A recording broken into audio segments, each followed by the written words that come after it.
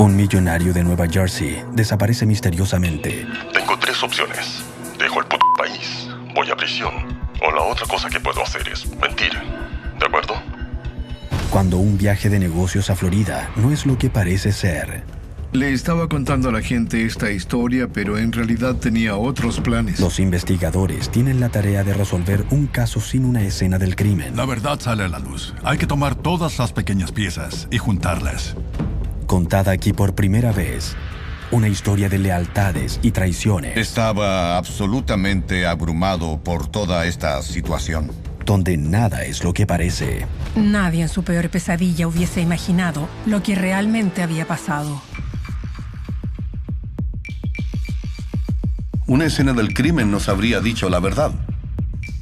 Hasta el día de hoy no sabemos cuál fue la historia completa. Estoy dispuesto a apostar mi reputación por lo que pasó.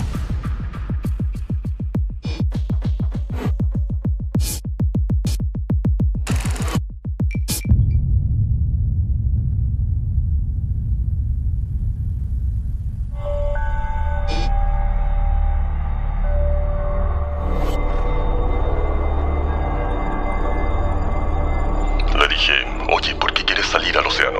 ¿Perdiste algo? Y él dijo, bueno, Frank Black está desaparecido.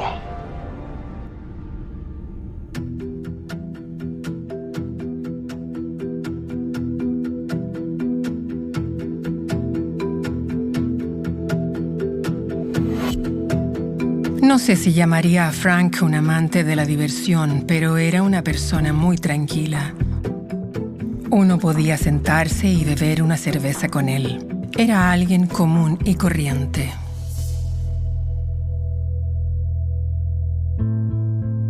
Frank Black era un hombre de negocios muy trabajador en la industria de autobuses escolares de Nueva Jersey. Lo conocí a través de las asociaciones estatales y nacionales de autobuses escolares. Soy dueña de una flota de autobuses en el condado de Salem, y ahí es donde nos conocimos.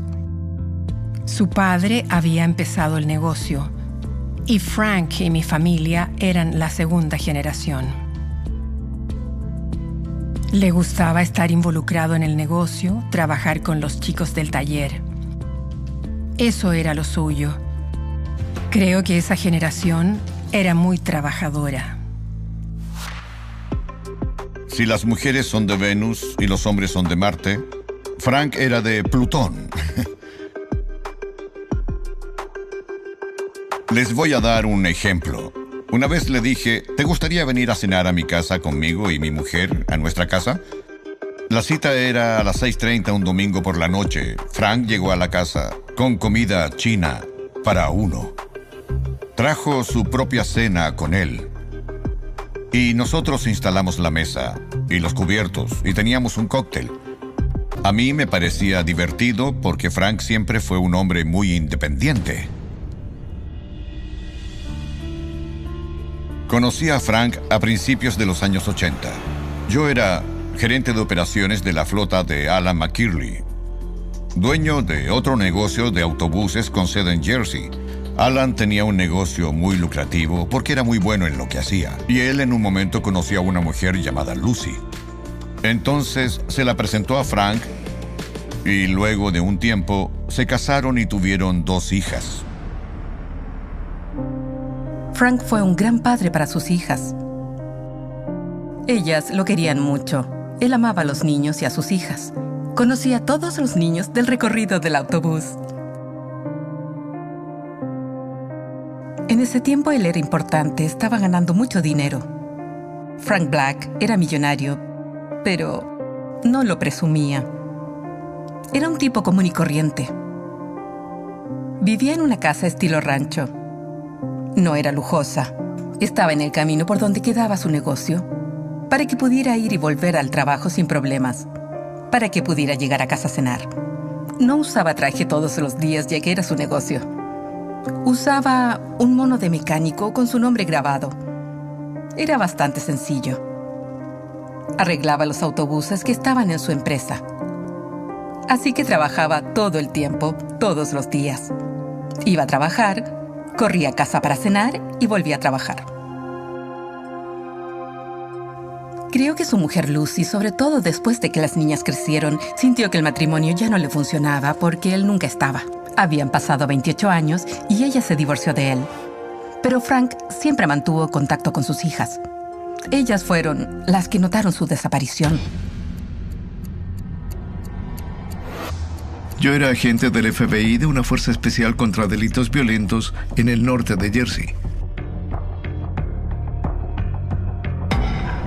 La hija de Frank Black contactó al FBI y dijo que su padre se había ido a Florida la tarde del 24 de febrero del año 1996. Le había dicho a su novia que la llamaría cuando llegara a Florida, pero nadie tuvo noticias suyas. Entonces mi supervisor me pidió que investigara el asunto. Lo primero que ves en el caso de alguien desaparecido es si hay alguna razón para que la persona quiera desaparecer. ¿Tenía problemas médicos? ¿Tenía problemas financieros? Aquí no había problemas financieros de ningún tipo, sino todo lo contrario. Frank Black era un hombre muy rico. Frank era cercano con sus 2 hijas. Lo más probable es que hablara con ellas todos los días. Ellas estaban muy preocupadas por su bienestar. Eso era algo evidente. Teníamos que investigar todo. Frank se había divorciado hacía unos 5 años atrás. Eso fue algo que investigamos. Pero Frank tenía una novia estable que trabajaba en la oficina con él, llamada Sally Roberts. Ella fue la persona que proporcionó más información sobre la razón por la cual Frank había subido a ese avión el 24 de febrero. Sally Roberts dijo en febrero del año 96 que escuchó a Frank recibir llamadas telefónicas de una mujer llamada Mia Giordano. Dijo que ella vivía en Florida y que quería exportar algunos autobuses a Chile con él. Entonces Frank, quien era adicto al trabajo y siempre buscaba nuevos negocios, quería conocerla.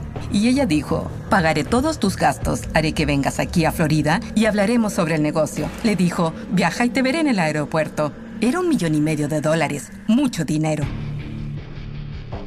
Este negocio era extraordinariamente grande. Sally Roberts sintió que era algo demasiado bueno para ser cierto. Ella presentía que todo esto se trataba de una situación de fraude. Entonces, cuando Frank le dijo que tenía que irse de inmediato porque había que hacerlo ese fin de semana, Sally le dijo a Frank: no lleves tus documentos financieros, no lleves ninguna chequera. Y él le aseguró que no haría nada de eso, pero esto era algo que no quería dejar pasar porque había mucho dinero involucrado. Debería haber escuchado a Sally. Se fue el 24 de febrero y nadie lo volvió a ver. Siempre había rumores que escuchaba al hablar con la gente. Bueno, ¿qué quieres que haga? No tengo idea de lo que esto implicará debido a la cantidad de jugadores involucrados que hay. ¿Se estaba reuniendo con alguien allá y no planeaba regresar? Son los únicos que conocen la verdadera historia. ¿Le has dicho a alguien que me lo dijiste? Nunca. Sabía que algo había pasado, pero no podía creer hasta el punto de que pasara. El sábado por la tarde del 24 de febrero del año 96, Frank Black viajó a West Palm Beach, Florida. Le dijo a su novia que la llamaría, pero nadie tuvo noticias suyas ese día, ni tampoco el domingo. Y eso preocupó a mucha gente.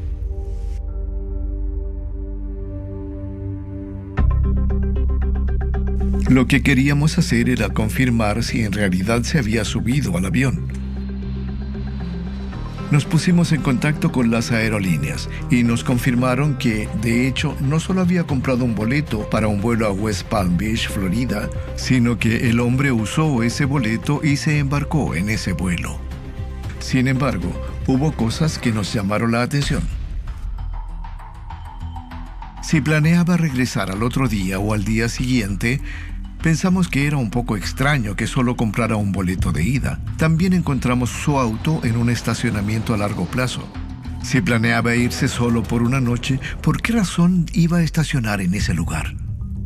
Nos preguntamos si había algo que no sabíamos. ¿Se estaba reuniendo con alguien allá y no planeaba regresar? En ese momento era un misterio para nosotros. Hubo algunos rumores de que quizás Frank conoció a una mujer y se escapó de la ciudad y empezó una nueva vida en Florida. Él no era así, no era su comportamiento. El negocio de Frank era su pasión. El negocio de Frank era su amante.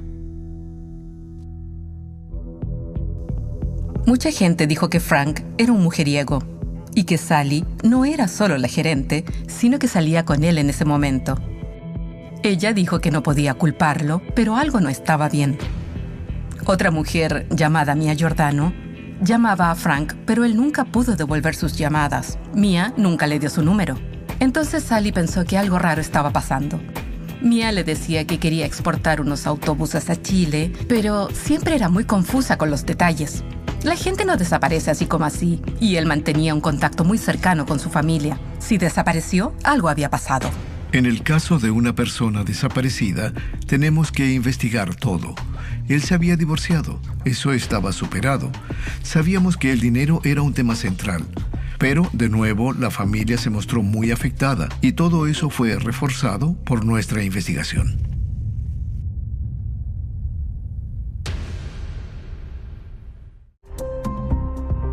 Cuando me involucré en el caso, tal vez pasaron unos 3 o 4 días después de que Frank había viajado a Florida. La Policía Estatal de Nueva Jersey y el FBI habían explicado lo que tenían en términos de la desaparición de Frank Black en circunstancias muy sospechosas. Contactamos a los hospitales por todos los cuerpos no identificados que pudieran haber aparecido. También esperábamos que tal vez Frank apareciera. Hicimos todas las diligencias, pero no encontramos nada.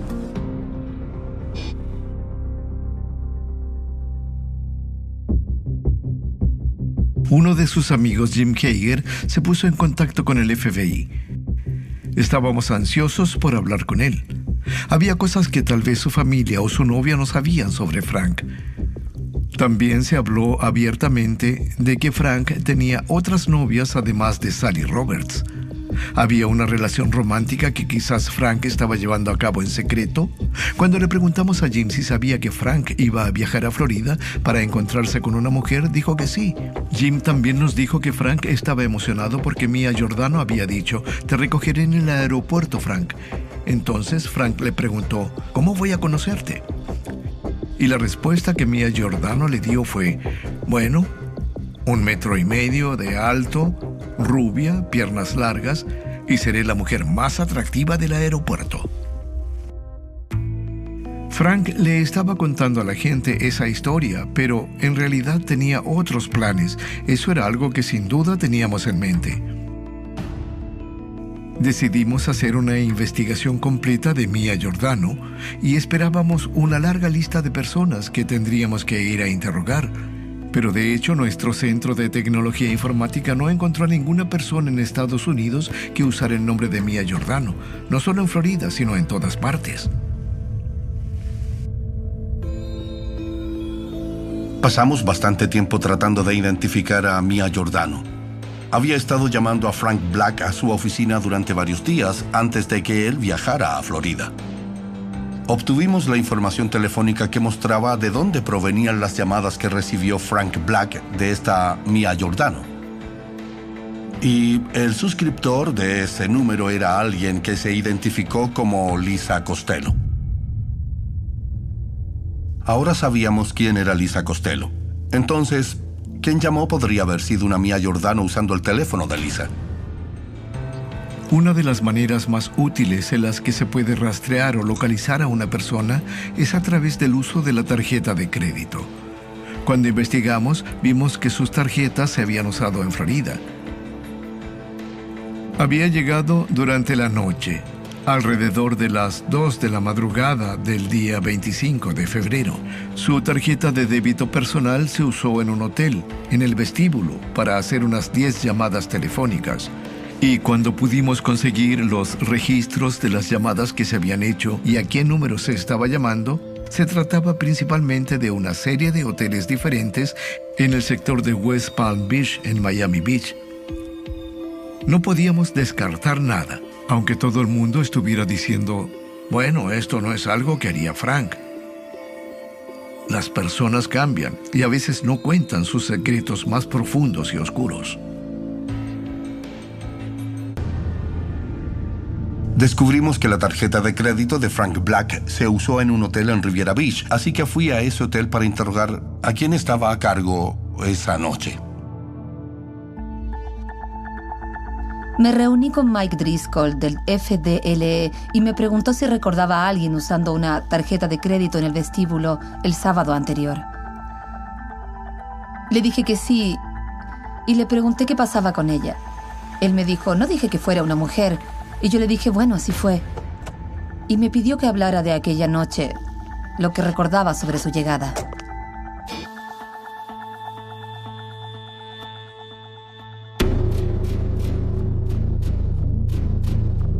Se estacionó. Andaba con un vestido amarillo brillante. Caminó hasta la recepción y le dije que no teníamos más habitaciones.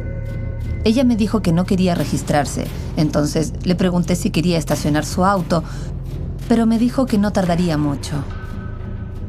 Me dijo que necesitaba usar un teléfono público, así que le indiqué dónde estaba y estuvo ahí alrededor de unos 20 minutos.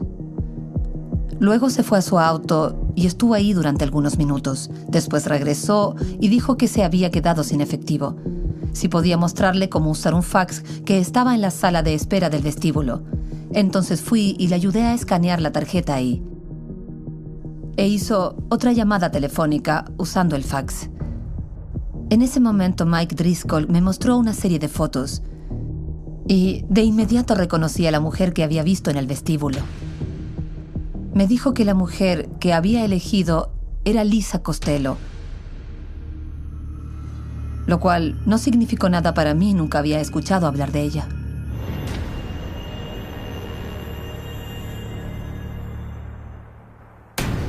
Dijo, oh no, es un malentendido.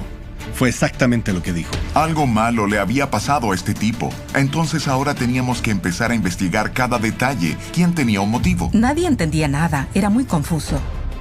Todas las personas con las que hablamos o les mintieron o nos mintieron. No sabíamos nada.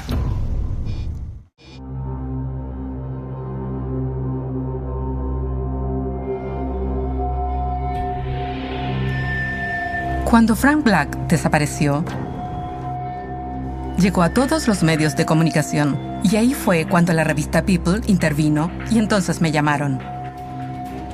En febrero del año 96, Frank empezó a recibir llamadas de esa mujer llamada Mia Giordano, diciendo que quería hacer negocios con él. Entonces, ¿quién era esa misteriosa mujer? ¿Lisa Costello era en realidad Mia Giordano? ¿Existía tal persona? Nuestro trabajo en ese punto era determinar quién decía la verdad y quién mentía. Realizamos una investigación de antecedentes sobre Lisa Costello. De hecho, descubrimos que había nacido en el estado de Nueva Jersey. Se había casado con Robert Nardiello, aunque se desconocía su estado civil. Soy de Lyndhurst, Nueva Jersey. Quería salir de ahí. Había un trabajo publicado para un gerente en West Palm.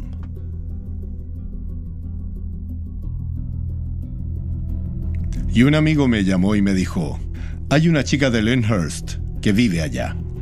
¿Por qué no la llamas y sales con ella? Luego, mi amigo me dijo su nombre, Lisa Costello. 6 meses después, estábamos comprometidos. Y 6 meses después de eso, habíamos planeado una boda y nos casamos. Lisa fue a trabajar a un club nocturno. Y entonces me di cuenta de que no había regresado a casa en su horario habitual. Yo no la cuestioné. Luego, un par de meses después, me dijo, ya no quiero seguir casada. Y fue cuando descubrí que estaba viendo a otra persona. Era 20 años mayor que ella. Y muy, muy rico. Ese era su estilo. Regresé a Nueva Jersey pero no pude distanciarme. No podía, porque era mi esposa.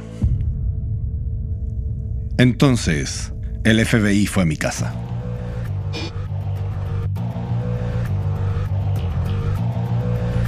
Me preguntaron si sabía dónde estaba Lisa, si conocía a un tal Frank Black. Sabía dónde estaba Lisa, pero no conocía a Frank Black. La llamé justo después de eso y le dije, Lisa, la policía estuvo aquí. Dijo, oh no, es un malentendido.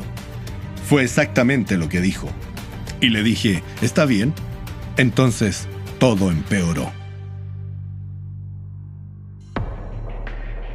Entonces, ahora en Lisa Costello teníamos una persona que hizo una de las llamadas a Frank Black, que tenía una conexión con Nueva Jersey. Y también descubrimos que uno de sus últimos lugares de trabajo había sido un club nocturno de Florida de propiedad de Alan McKirley. Él y Frank habían sido amigos muy cercanos por muchos años. Eso parecía muy extraño, por decirlo menos. Siempre decimos que no existe una coincidencia en este trabajo. De hecho, Frank era el conductor del autobús que llevaba a Alan a la secundaria. Creo que en ese momento solo se necesitaba tener unos 18 o 19 años para conducir un autobús. Entonces, Alan era 1 o 2 años más joven. Y se hicieron buenos amigos conversando de ida y vuelta durante el trayecto. Alan básicamente era un hombre que creció sin nada, que de hecho creó un imperio, él solo, por sí mismo. Amaba sus lanchas. Siempre tuvo lanchas. Buenos autos, Mercedes, Cadillacs, Jaguars. Alan tenía cosas hermosas y compartía todas esas cosas con todos. Alan vivía en Stuart, Florida. Lisa vivía en Jupiter, Florida. Teníamos registros telefónicos adicionales y sus teléfonos, el teléfono de Alan McKirley y el teléfono de Lisa Costello, se contactaban constantemente. Empezamos a vigilar a Lisa Costello y luego supimos que estaba en una relación con Alan McKirley. A partir de ahí, teníamos un solo objetivo. Íbamos a hablar con todos y a llegar al fondo de todo lo que pudiéramos.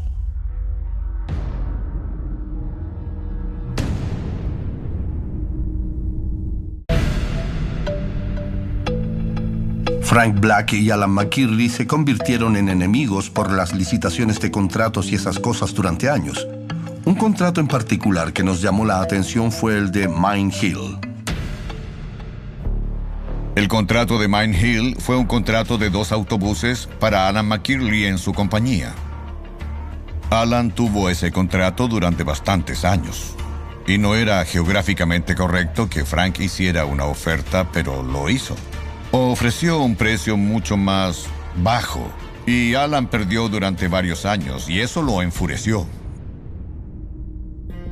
Más tarde hubo una reunión de los dueños de autobuses del condado y mucha gente vio a Alan McKirley acercarse a Frank y de la nada empezar a gritarle por el hecho de que había arruinado su proyecto y se lo había robado.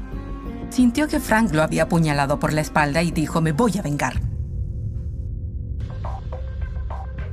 Se empezó a decir que Frank y Alan discutieron fuerte sobre ese contrato. Honestamente puedo decirles que no creo que eso sea cierto. Conocía a Alan, sabía de todas las reuniones, conocía a todas las personas que asistían a esas reuniones. Yo también estuve en muchas de ellas y nunca escuché algo así.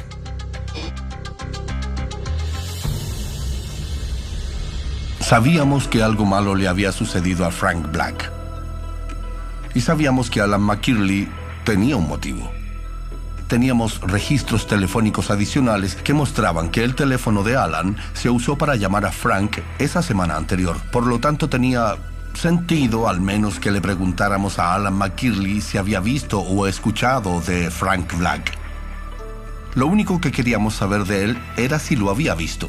Si hubiera dicho sí, si supe de él o lo llamé hace poco, podría haber cambiado la estrategia en la investigación, pero dijo, no he tenido noticias suyas, y eso fue todo. Entonces colocamos un dispositivo de escucha en la casa y durante esa intervención telefónica enviábamos, por ejemplo, a uno de los policías del estado de Jersey para que fuera a interrogar a las amigas de Lisa, y lo que la mayoría hacía cuando el policía se iba era llamar a Lisa Costello. Hola. ¿Alan? Sí. ¿Está Lisa por ahí? Está durmiendo. ¿La necesitas? Eso creo. Porque acaba de venir un oficial del Departamento de Policía de Florida que necesitaba hablar con ella. Fue esta mañana. Solo diles que no has podido encontrarla. Bien. Bien. De acuerdo. Perfecto. Adiós. Adiós. Se notaba que eran cautelosos durante sus conversaciones. Bueno, ¿qué quieres que haga? No lo sé. No sé. No tengo idea de lo que esto implicará debido a la cantidad de jugadores involucrados que hay. No parecían hablar de eso a menos que salieran, porque de verdad creían que sus teléfonos estaban intervenidos y lo estaban. Escuchamos durante meses y nunca tuvimos nada incriminatorio.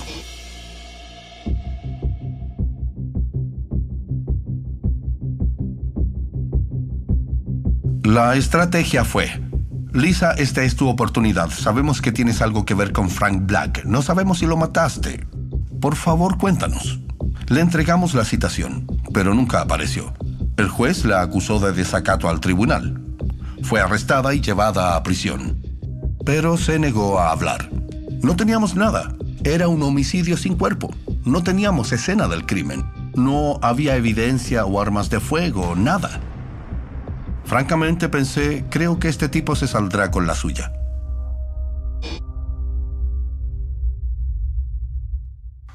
Mike Driscoll vino a jugar racquetball y, para decirlo suave, no andaba con mucho ánimo.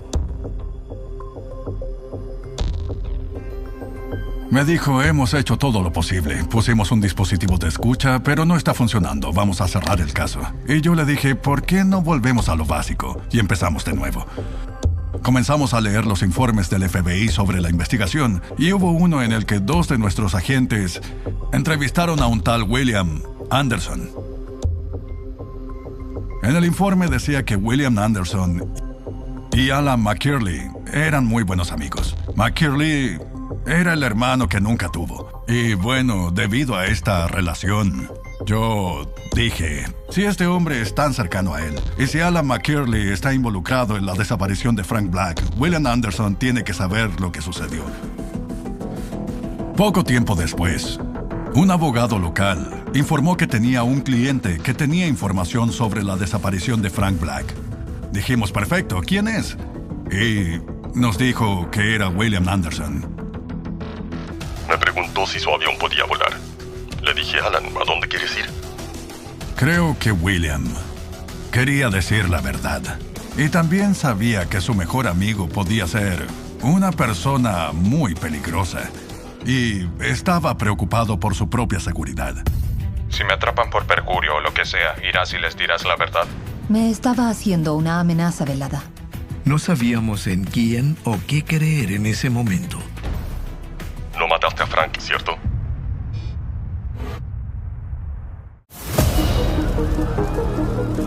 Era la noticia más importante del planeta. Había mucho en juego en este caso. Obviamente está ocultando evidencia. 4 a.m. Sonó mi teléfono. Lo encontraron, muerto. Nunca pensé que lo asesinarían. Es pura maldad. Este mes, en ID. Cuando Frank Black desapareció por completo, todo el mundo empezó a preguntarse qué pasó. Era de conocimiento público que iba a Florida para cerrar ese negocio. Entonces, que él fuera y desapareciera en ese momento no tenía ningún sentido. No teníamos idea de lo que realmente había sucedido.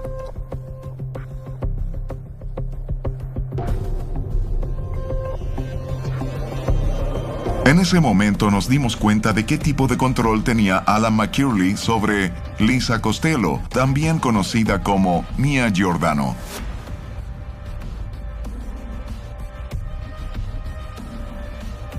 Lisa era una mujer mantenida. Siempre le estaba dando regalos lujosos. La llevaba a las Bahamas, financiaba todos los aspectos de su vida. El dinero es poder. Aunque las personas sintieran algo por Alan McKirley, como decían que lo hacían, yo sugeriría que eso estaba contaminado, en cierta medida por su influencia financiera que tuvo sobre sus vidas cuando asesinaron a Frank Black.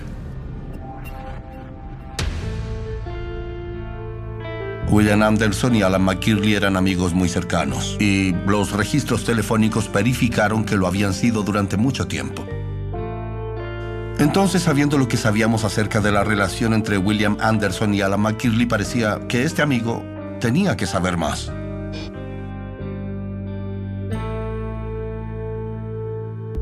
William Anderson era piloto. Entonces, cuando McKirley quería ir a algún lugar, Anderson lo llevaba. Me preguntó si su avión podía volar. Y Anderson le dijo, estoy trabajando en el avión, lo estoy reparando, no está listo. Y Alan se puso un poco más enfático y dijo, no, necesito usar el avión hoy. Necesito volar sobre el océano. Le dije, oye, ¿por qué quieres salir al océano? ¿Qué estás buscando? ¿Perdiste algo? Y él dijo, bueno, Frank Black está desaparecido. Y yo dije, Alan, no mataste a Frank, ¿cierto? Y él dijo, sí, lo hice. ¿Dijo que el cuerpo estaba en el océano? Dijo que lo había arrojado al océano. Y le preocupaba que el cuerpo no se hundiera. Entonces buscó a Anderson porque quería volar y asegurarse de que no hubiera ningún cuerpo flotando en el océano. Le dije, tenemos que grabar esto. Tenemos que hacer una grabación de video encubierta y conseguir que Alan confiese. Él dijo, no me pondré un micrófono, no puedo hacerlo, no quiero perder a mi mejor amigo, y él me matará si se entera de que hice esto. Tomó algunas semanas. Pero finalmente lo convencimos de hacerlo. Durante la reunión con William Anderson, le explicamos que la información que nos proporcionaría era fundamental para presentar cargos en el caso. Pero no podíamos decir, William Anderson, aquí hay una grabadora, pregúntale qué fue lo que hizo. La información tenía que ser corroborada.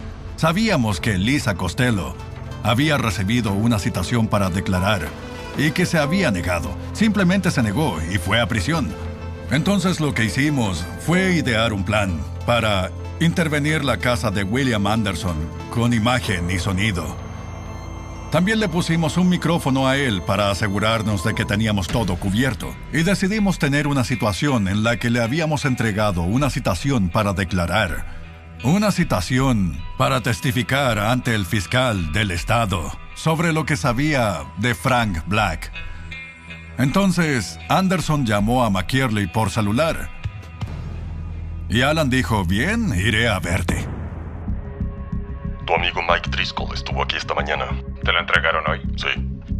¿Para testificar hoy? Escúchame, tengo 3 opciones. Dejo el país. ¿De acuerdo? Muy bien. O voy a prisión con Lisa. Driscoll me amenazó con eso cuando salió por la puerta. Me dijo, bueno, si haces lo que hizo Lisa, la seguirás hasta la prisión del condado. O la otra cosa que puedo hacer es mentir. Alan, ¿le has dicho a alguien que me lo dijiste? Nunca. Alan McKirley estaba muy paranoico en ese momento. Sabía que su novia Lisa Costello había sido leal y no había cooperado, pero no estaba tan seguro de su mejor amigo, William Anderson. No, nunca. ¿Estás seguro? Porque eso... Te digo que nada. Escucha. Nada. ¿Entiendes que sí? No, alguien dice algo sobre esto? Baja la voz, no hables de esto. Persona escuchándonos. En un momento estaba tan preocupado por la posibilidad de que la casa tuviera un micrófono, que así era, que él y Anderson se levantaron y salieron de ahí. Me estoy arriesgando a ir a prisión y tú lo sabes, ¿de acuerdo? Yo podría tomar la 5ª enmienda. Entonces, voy a preguntarte esto. Si me atrapan, por perjurio, por lo que sea, ¿irás y les dirás la verdad? No dejaré que vayas a prisión. Ninguna persona puede probar que sabes lo que he hecho. Está bien, entonces mentiré. No estaba hablando de un partido de béisbol. Estaban hablando de Frank Black. Lo que nos llevó a creer que teníamos el caso resuelto. Habló suficiente como para delatarse. Ejecutamos órdenes de allanamiento para la casa de Alan McKirley y su gran lancha. Alan McKirley vivía en el agua en el canal intracostero y tenía un muelle y una lancha en su propiedad. Conseguimos los registros del GPS y pudimos establecer un punto de referencia en la fecha en que ocurrió el asesinato. Y ese era uno de los pocos puntos de referencia que tenía en esa lancha. Frank Black no era un tipo que simplemente haya desaparecido. Algo malo le había pasado a este tipo. Llevamos un experto que trabajaba para la Comisión de Pesca y Vida Silvestre de Florida. Había una marca de GPS en la extensión del océano a 16 puntos, a unos pocos kilómetros de la costa. Uno no pesca en ese lugar en particular.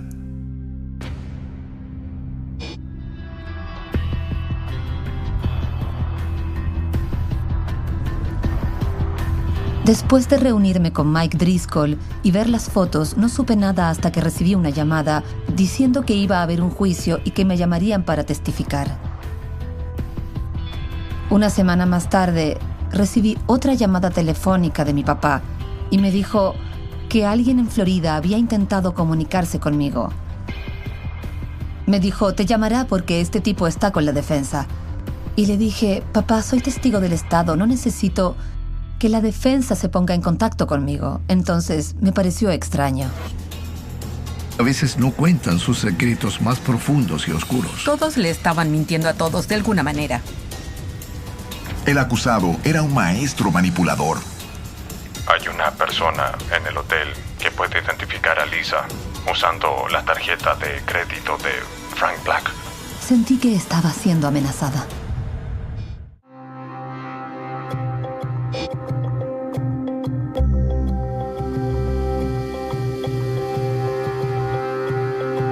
Alan, ¿le has dicho a alguien que me lo dijiste? No, nunca. ¿Qué hay de Lisa? ¿Sabe lo que me dijiste? No. Entonces, ¿por qué hizo ese comentario sobre que la empleada no podía haberla identificado? Una empleada del hotel o motel dijo que una mujer había usado una tarjeta de crédito en un teléfono. ¿Es ese el momento del que ellos están hablando?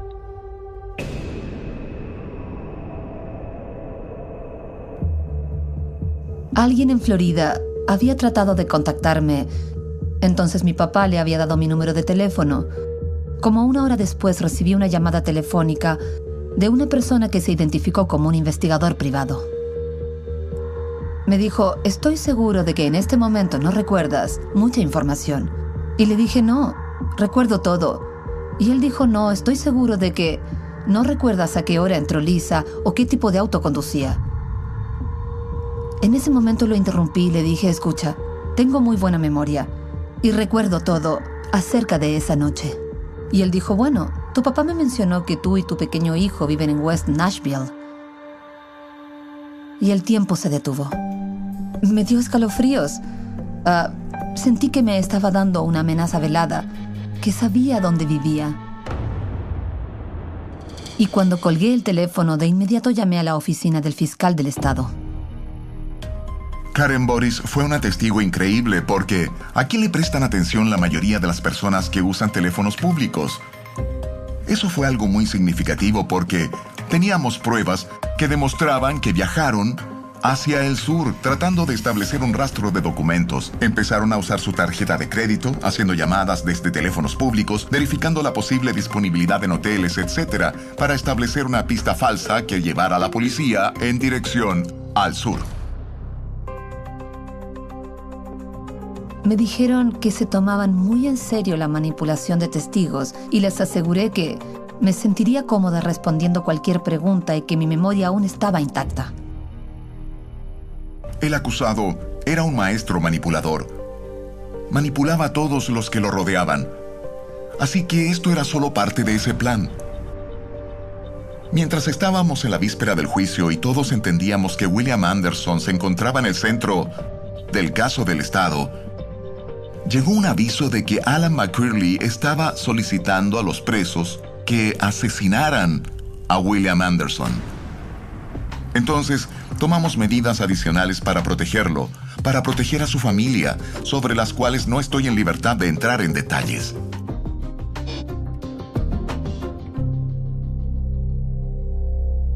Pensamos que el caso estaba resuelto. Desarrollamos muchas pruebas circunstanciales que apoyaron fuertemente la historia. Registros telefónicos, las llamadas de Mia Giordano, sus acciones para que pareciera que la tarjeta de crédito de Frank Black fue usada en el sur de Florida, cuando en verdad Frank Black ya estaba muerto. Las propias palabras de McKirley dañaron su credibilidad. Y teníamos al testigo clave, William Anderson. Fue el testimonio de Bill Anderson lo que me ayudó a aclarar este caso. El testigo presencial puede dar testimonio del hecho. La referencia que me hizo el hombre fue que cuando Frank Black entró en la casa, Alan lo tomó y lo llevó adentro. Él ya tenía un arma en la mano y le disparó ahí mismo.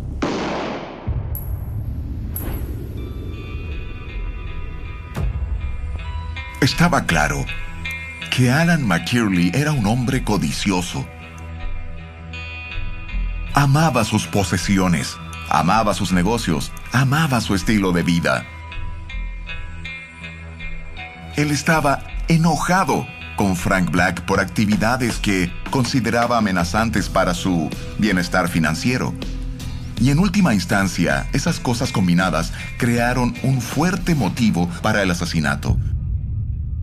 Y se lo dijimos al jurado. Por supuesto que Alan McKirley admitió muchas de las cosas que sabía que podíamos probar, pero negó cualquier implicación, papel o participación en el asesinato de Frank Black.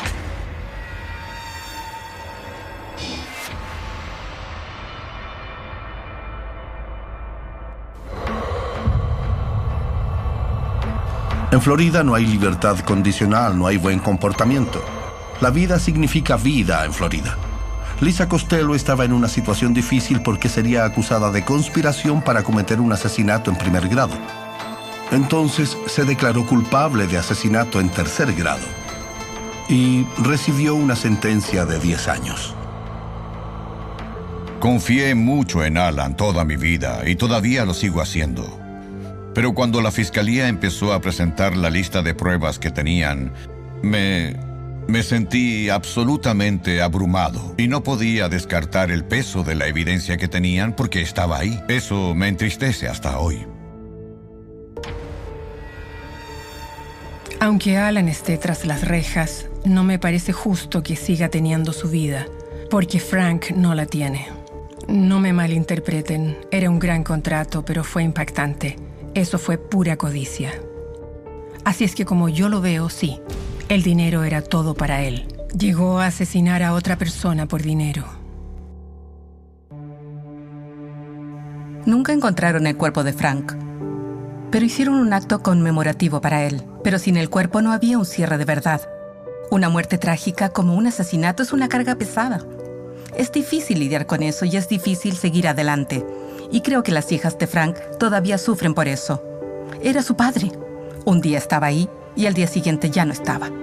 Nosotros, como equipo de la Fiscalía y como investigador en este caso, nos hicimos muy cercanos a las hijas de Frank Black y son personas maravillosas que están, en mi opinión, en el centro de la tragedia.